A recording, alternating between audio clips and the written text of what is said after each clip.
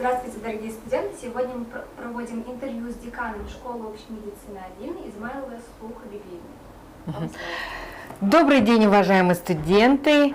Значит, хотелось вас поприветствовать и пожелать вам отличного отдыха, который нам еще у вас продолжается. И хотела вас уже пригласить на учебу в новом учебном году, 2021-2022 учебном году. Мы все очень готовимся к этому мероприятию, оборудуем все наши учебные корпусы. У нас открылся новый анатомический музей, вы, наверное, это видели уже, мы выкладывали в наши соцсети, в наши университетские сайты. Также мы закупили такие мощные микроскопы ультрасовременные для кафедры гистологии. И также на многих кафедрах мы все это обновили. Но, к сожалению, уже более 18 месяцев, да, вы находитесь на онлайн обучении. И надеюсь, что в этом году мы уже с вами встретимся офлайн. Мы вас ждем. Спасибо. И давайте начнем. И первый наш вопрос. Почему необходимо вакцинироваться? Спасибо за вопрос.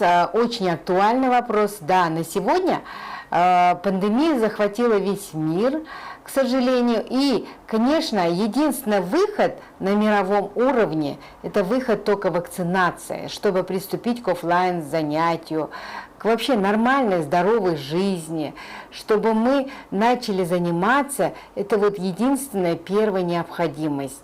И когда мы добьемся вот 80-90% вакцинации, у нас уже будет иммунитет у всех, и мы можем без проблем приступить. Вот только в этом вся загвоздка. И, конечно, помимо вакцинации, когда вы приедете, вы будете соблюдать все санитарные нормы. И тогда обучение дальше продолжится в нормальном режиме. Спасибо. А вот что, если студент не привит?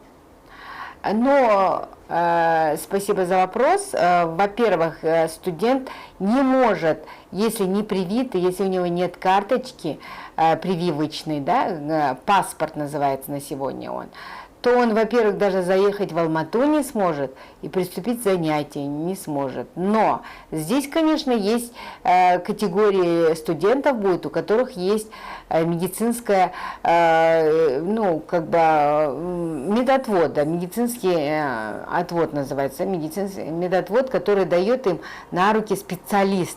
И вот с этим медотводом он может приступить, но, конечно, есть риск заразиться, но если здесь есть медотвод, то, конечно, никак не будете вакцинироваться, но будете учиться. Вот вы сказали про паспорта. Вот один из студентов задал вопрос, как бороться с покупкой паспортов вакцинации? Да, спасибо, очень хороший, актуальный тоже вопрос. Да, на сегодня, благо, есть социальные сети, и мы все видим, что действительно есть продажи такие, но чтобы этого избежать, вам нужно идти только в официальные органы, то есть вы должны пойти в свою прикрепленную поликлинику по месту жительства. И там нужно через ЕГОВ зарегистрироваться, и тогда точно не будет никаких поддельных паспортов. Это уже гарантировано государством. Хорошо. Вот недавно, примерно неделю назад, вышла новость о том, что в Нур-Султане, у нас в Алмате, в некоторых университетах даются скидки на обучение, например, тем, кто вакцинировался. В нашем университете будут подобные льготы? Да, спасибо за вопрос. Конечно, я думаю, я даже не думаю, я слышала, видела, что есть какие-то поощрительные вещи, типа скидка или же где-то денежное, вознаграждение, у всех по-разному. Но я это в нашем университете, хочу подчеркнуть, таких никаких льгот нету, потому что это, во-первых, вы будущие врачи, и вы сами должны отвечать не только за свое здоровье, но за здоровье будущих. и за здоровье людей вообще. Поэтому это совершенно исключено. Как бы, ну, за это, чтобы вы, за ваше здоровье, вам поощрение, что было. Мне кажется, это как-то даже немножко абсурдно. Это моя точка зрения. Спасибо. Хорошо. Тогда давайте перейдем к самой вакцине. Какой вакцине довериться? То есть у нас есть российская на рынке, у нас есть американская, наша казахстанская, отечественная и так далее. Какой лучше довериться, по вашему мнению? Спасибо вам за вопрос. Да, вакцина сегодня «Спутник», Казковид есть, и еще несколько вакцин есть на рынке. У нас есть китайская вакцина, есть арабская вакцина.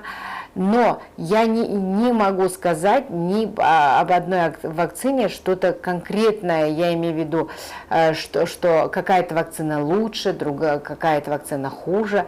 У каждой вакцины есть свой паспорт, где четко написано по стандарту его состав, из чего он состоит, из каких компонентов, да, и его показания, противопоказания.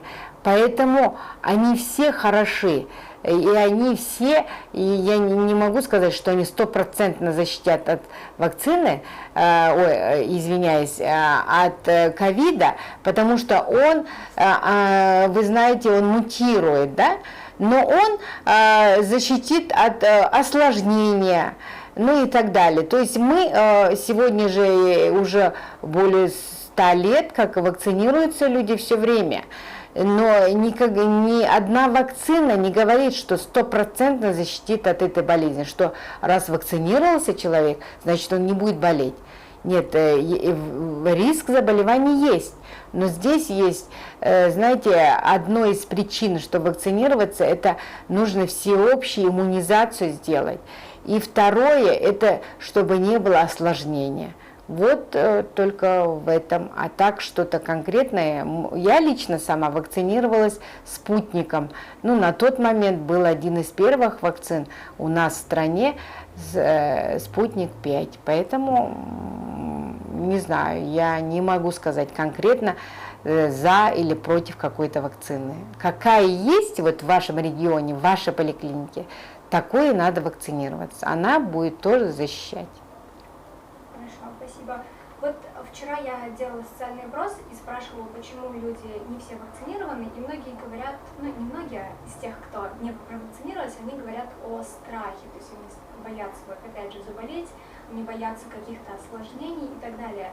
Что вы можете сказать вот людям, тем, которые боятся? Да, спасибо за вопрос. Да, конечно, это нормальное состояние. Человек нормальный даже от укола боится же, да?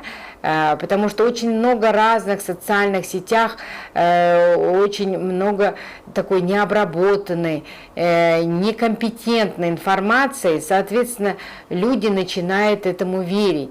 Ни в коем случае нельзя поддаваться такой общей, как говорится, ну, вот этой хаосу общему, да, и поэтому не надо бояться вакцины. Я еще раз подчеркиваю, что вакцинация это не первый раз, не первый год. От каждой вакцины всегда было. Я вообще сама вот врач-педиатр, и мы вообще вакцинацией занимаемся детей после рождения, на 3-й день уже ребенка мы вакцинируем. И, соответственно, потом каждые 2 месяца вакцинируем до 2 лет. Потом каждые 10 лет вакцинируем, правильно? А это тоже такая же вакцина. Другое дело, конечно, многие говорят, ой, это же вакцина должна готовиться годами, она должна апробироваться. Но на сегодня технологии так быстро идут, что оно действительно уже прошла все эти этапы апробации. Поэтому оно действительно работает, эта вакцина. И не надо его бояться совершенно. А вот как объяснить таким вот антипрививочникам о том, что это не геноцид, о том, что это нормально? Но опять-таки я хочу сказать, раз вы высокообразованные люди, сегодня в ваших сотовых телефонах, гаджетах весь мир Пожалуйста, проанализируйте. Все статьи мировые у вас в руках. Вы можете просто сделать, это все есть. Не надо соцсети смотреть, вот эти желтые прессу, а надо смотреть издания, которые гарантированы. Даже есть очень много литературы на русском с доказательствами, есть на английском на сегодня, да, первоисточники. Возьмите их, проанализируйте, переведите на русский язык. Сегодня доступно все. И все ответы вы найдете в своих телефонах. Пожалуйста, только фильтруйте и очень грамотно подходите к вашим вопросам. И все будет отлично. Хорошо. Вы упомянули, что вы педиатр. И вот как педиатр, как специалист, от COVID-19 прививает ли детей и в целом людей до 18 лет? Есть ли в этом необходимость? Спасибо вам за вопрос. Да, будут, я думаю, в будущем прививать. Но на сегодня нету апробированных вакцин на детях, поэтому вакцинация только с 18 лет на сегодня. Но я думаю, в будущем оно будет и для детей тоже. Потому что есть, вот по нашим данным, даже и в мировом масштабе есть, но и у нас в стране тоже есть дети, которые болели ковидом и болеют по сегодняшний день. Последний вопрос. До этого нам делали рассылку в чатах, что если студент не привит, то ему обязательно делать ПЦР каждую неделю. Да, спасибо за вопрос. Да, другого выхода нету. Но я думаю, зачем подвергать себя ПЦРу, да, еженедельно? Лучше, мне кажется, сделать вакцинацию. Да, действительно, если нет вакцинации, то только ПЦР-тест. Это нужно смотреть. По-другому, никак вас, это для чего делается? Чтобы вас предостеречь, чтобы, если оно положительно, начать вам какое-то лечение или поставить правильный диагноз. Другого выхода просто нет. Да.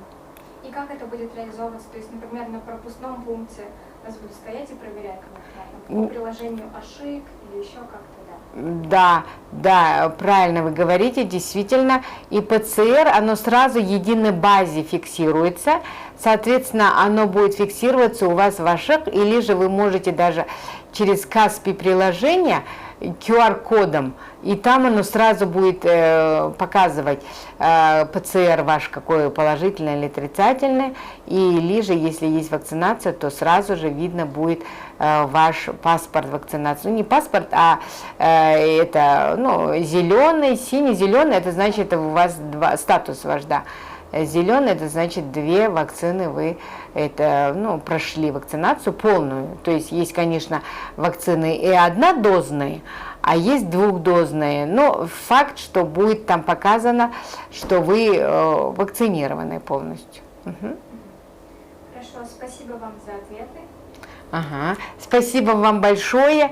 Я вообще всегда готова, открыта вам. Вы можете писать мне на WhatsApp, можете мне звонить. Уважаемые студенты, мы вас ждем.